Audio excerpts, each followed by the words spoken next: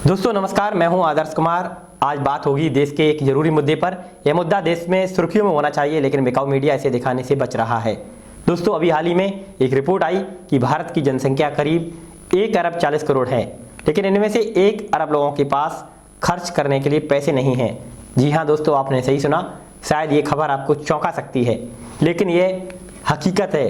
Venture capital firm Bloom ventures द्वारा की गई एक स्टडी के अनुसार लगभग 100 करोड़ भारतीय यानी देश की 90% आबादी वस्तुओं और सेवाओं को खरीदने के लिए असमर्थ है।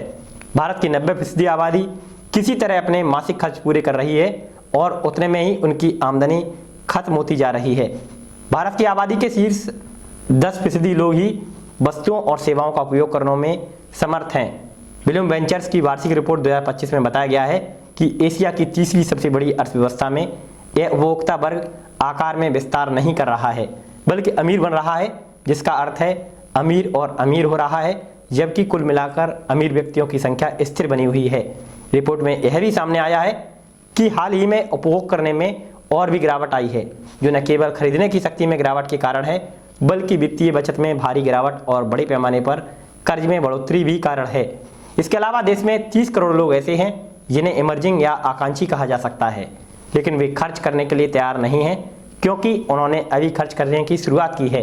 साथ ही आपको यह भी जानना चाहिए कि डेक्कन हेराल्ड में छपी रिपोर्ट के अनुसार साल 1990 में भारत के शीर्ष 10% लोगों के पास राष्ट्रीय आय का 34% हिस्सा था, जो 2025 तक बढ़कर 57.7% हो गया।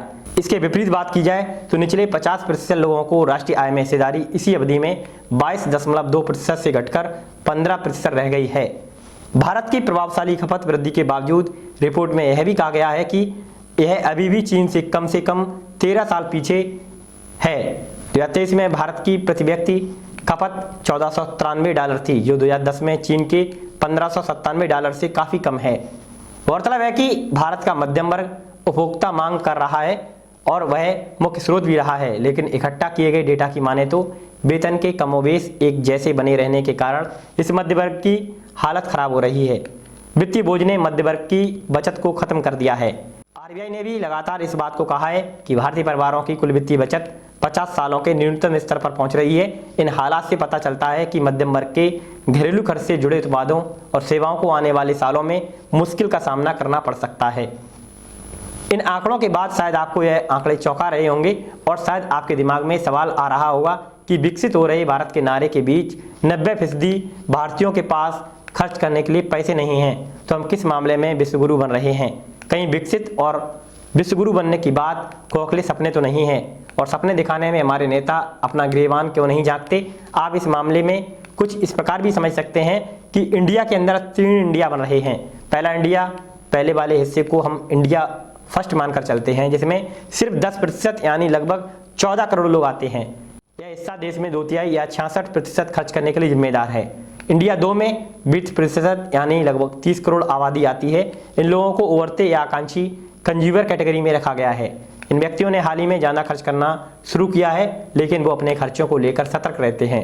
इन तीनों के बाद आता है तीसरा इंडिया, यानी कि तीसरा वर्ग, जिसमें 100 करोड़ लोग शामिल हैं, यानी भारत की आबादी का लगभग 2/3 भाग। इन लोगों के पास खर्च करने के लिए पैसे नहीं हैं। बता दें कि अमेरिका, जर्मनी, जापान और चीन के बाद भारत दुनिया में 5वां सबसे बड़ा कंजम्पशन मार्केट है। बीते 10 सालों में भारत के कंजम्पशन में बढ़ोतरी हुई है इन अन्य देशों की तुलना में जो जाना रही है। लेकिन जब बात प्रति व्यक्ति कंजम्पशन एक्सपेंडिचर पर आती है तो भारत, चीन तो क्या इंडोनेशिया से भी बहुत पीछे है। यह बताता है कि भारत में आर्थिक असमानता की खाई चौड़ी होती जा रही है। उम्मीद करते हैं खबर आपको पसंद आई होगी और इस खबर को आप शेयर जरूर करेंगे। और यदि अभी तक आपने हमारा चैनल सब्सक्राइब नहीं किया है तो चैनल आप खुद सब्सक्राइब करेंगे और अपने चाहने वालों को भी सब्सक्राइब कराएंगे। ऐसे ही अन्य रिपोर्ट्स के लिए बने रहें हमारे साथ। नमस्कार।